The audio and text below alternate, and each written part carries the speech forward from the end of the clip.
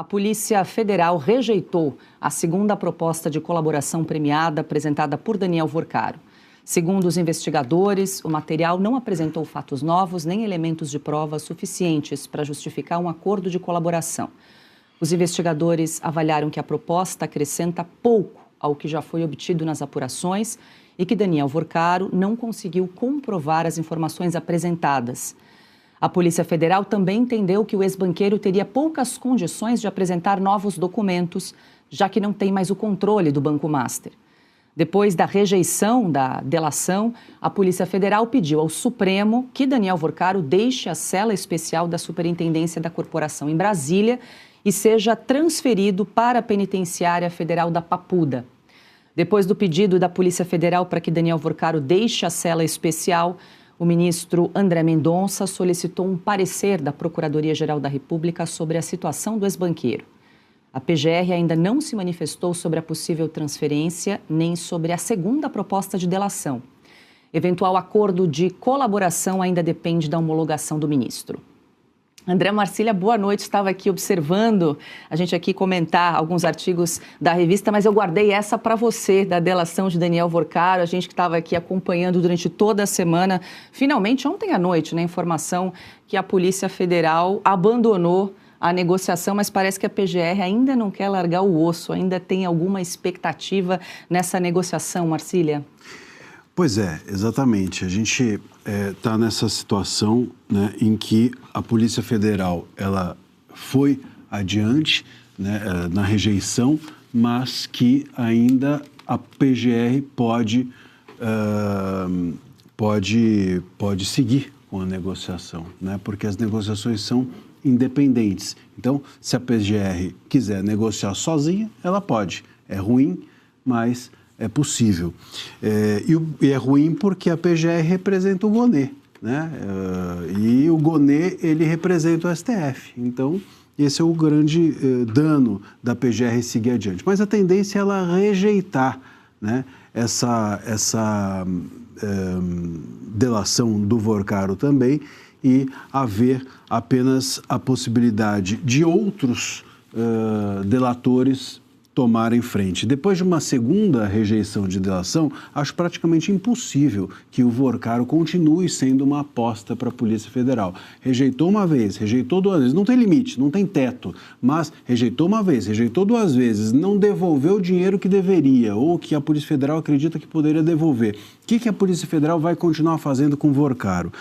Muita gente até me pergunta, ou me perguntou, desde ontem, mas, poxa, ele falou, a gente vai trazer esse assunto aqui, falou do Alcolumbre, ele trouxe informações, ele trouxe novidades. O problema é que essas novidades são novidades para nós, novidades para a sociedade, novidades para a imprensa, mas não são novidades, muito provavelmente, para a Polícia Federal e por isso ela rejeitou. Então, a equação da Polícia Federal é a seguinte, ela chega a algum nome pelas suas próprias investigações, como, por exemplo, desses milhões possivelmente atribuídos ou entregues ao Alcolumbre, ela chega a isso por outros meios, por outras frentes de investigação e quando descobre essas frentes, pergunta para o Vorcaro, aí o Vorcaro já entrega o que já estava entregue, né? Aí ele conta o que já estava contado, e aí não serve. A gente fica com essa novidade, mas a Polícia Federal fica com o sabor de mais do mesmo, e esse é o grande ponto. Então ele é seletivo, ele entrega migalhas,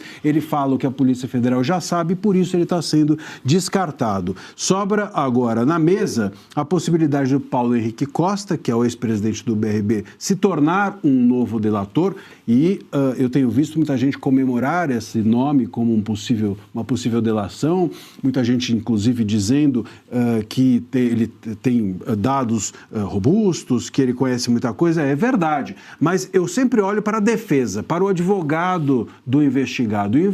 O advogado aqui do Paulo Henrique Costa, a defesa dele, tem se comportado de uma maneira muito parecida com a do Vorcaro, e não me espantaria que eles estivessem, inclusive, óbvio, conversando e agindo de forma semelhante às defesas, né? Então, eu não apostaria na delação do Paulo Henrique Costa. Acho que é uma delação furada e talvez sobre como um nome interessante o advogado, o Daniel Monteiro, que está preso e meio que esquecido, há 2 meses ele já está preso e sabe tudo de muita gente. Só que ele pertence a uma espécie de segundo escalão.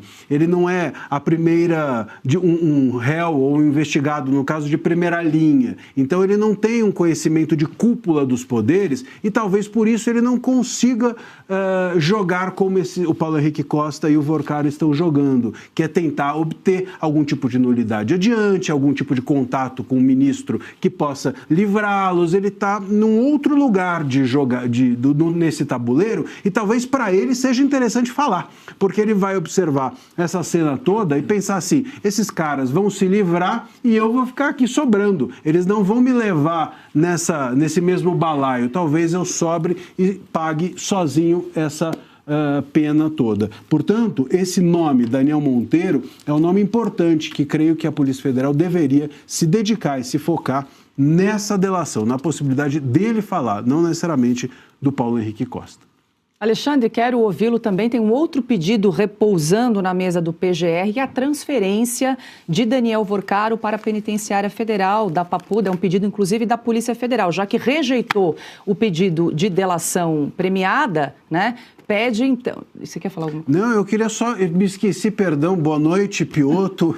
Boa noite, Paulo, Alexandre Garcia, Ana, Branca e toda a audiência. Eu achei, será que eu chamei a pessoa errada, disse alguma coisa? Mas então era só o cumprimento. Era só o cumprimento. Tá ótimo. Vamos voltar aqui, Alexandre, para a questão do pedido da Procuradoria-Geral da República, que é justamente a transferência de Daniel Vorcaro para uma penitenciária federal, porque, inclusive, a Polícia Federal alega que está causando um certo transtorno a presença do ex-banqueiro na superintendência da Polícia Federal. As salas usadas são usadas, na verdade, como passagem, né, para transferência de outros presos, e ali tem um deslocamento, visitas diárias de familiares e advogados de Daniel Vorcaro nesse período de delação. Já que não rolou a negociação, eles pedem, então, essa transferência do ex-banqueiro.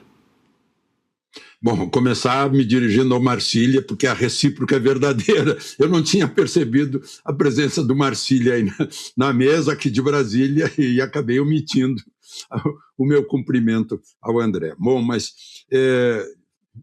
é muito certo isso que ele falou, que o Marcília falou, sobre o advogado, né? Isso aconteceu com o careca do mensalão, como é o nome dele? Me ajudem aí, o mineiro, que Marcos era Valério. Do mensalão Marcos Valério. Marcos Valério foi o sujeito que mais recebeu condenação, e as grandes figuras já estão na rua, né? Vale dizer, Zé Dirceu, por exemplo. E o Paulo Henrique Costa, o presidente do Banco de Brasília, que negociou a compra do Master, né? 30 milhões de papéis furados, pelo menos uns 12 milhões aí estão furados mesmo. Mas, enfim, acho que ele sabe alguma coisa do lado de cá, aqui de Brasília, né? Mas não sabe tudo. Eu fui um dos que ficou surpreso, posso dizer surpreso, do Alcolumbre, né? Com a capa da Veja, com a reportagem da Veja, mas, pelo visto, a Polícia Federal já sabia dos 30 milhões de dólares, 150 milhões de reais ele ganha da família Moraes, né? Num paraíso fiscal. Agora, de certo, não apresentou a ficha de depósito, o comprovante de depósito. Voltou a falar, está lá na Veja, de pessoas como Jacques Wagner e Rui Costa, que, como governadores da Bahia, propiciaram um crescimento do Master. Mas, realmente, na superintendência da Polícia Federal é um incômodo muito grande a custódia de uma figura cuja vida é importantíssima, né? Porque pode ser que a delação dos telefones celulares do Vorcaro tenha alguma coisa ficado fora, porque a Polícia Federal tem condições, em 8 telefones celulares, de saber toda a vida do Vorcaro. Eu me dei conta disso outro dia, lá no lançamento do livro do General Vilas Boas, que eu esqueci o celular dentro do carro, deixei do lado de fora, lá do Senado. E eu disse, puxa, se levarem o carro, tomara que deixem o celular, que hoje em dia um celular é mais importante que um automóvel, muito mais, está tudo lá. E a vida do Vorcaro está lá, em 8 celulares, com tudo. Então, ele tem que ir para Papuda agora, voltar para Papuda, porque a Polícia Federal precisa mobilizar plantões, e não é de uma pessoa só, segurança, ela é responsável. Depois do que aconteceu em Belo Horizonte, que o sujeito lá morreu, né? E o sicário, né? Então, a Polícia Federal teve um baque com isso, porque estava sob a custódia dela, assim como o Clesão estava sob a custódia do Supremo, né? Porque houve a queixa, a PGR pediu para ele ir para casa para ser tratado, não foi e morreu. Até agora ninguém foi responsabilizado por esse homicídio.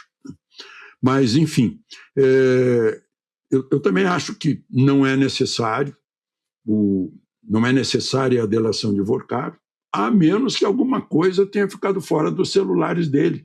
Mas como ele estava com um monte de gente na mão, eu duvido que ele não tenha registrado cada um dos seus asseclas, cúmplices, né? Gente que ele comprou para fazerem advocacia administrativa e que vão aparecer mais cedo ou mais tarde, né?